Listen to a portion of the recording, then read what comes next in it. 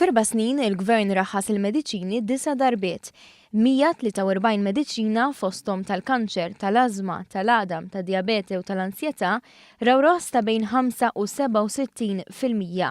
Aktar minn hekk ġew liċenzjati u awtorizzati fis-suq aktar minn 300 mediċina ġdida ġenerika li fl-istess ħin li jinbjaw bi prezz ferm orħos iħallu l-istess effett fuq il-pazjenti.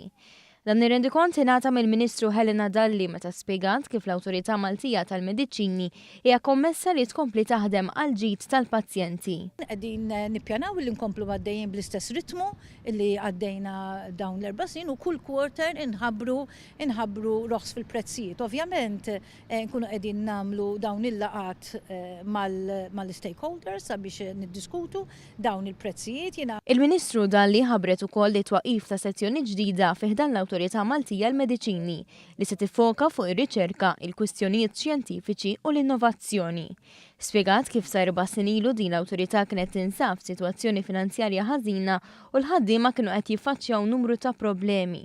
Sitwazzjoni li iżda ġiet indirizzata biex fi kliem Gabriel Flores, direttur tal-Istrateġija u l-Operat fih dan l-Awtorità Maltija l-Mediċini, illum l-awtorità rreġgħet qamet fuq saqajja.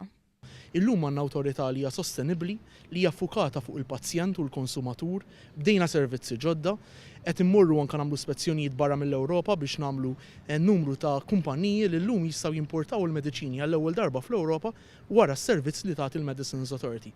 Żidna anke l-kompetizzjoni fuq is-suq, żidna l-għażla tal-mediċini u nistgħu ngħidu li llum għandna awtorità aktar b'saħħitha, nistgħu ngħidu li llum għandna awtorità iktar iffukata verament għal dak li għandu bżonn il-konsumatur lokali.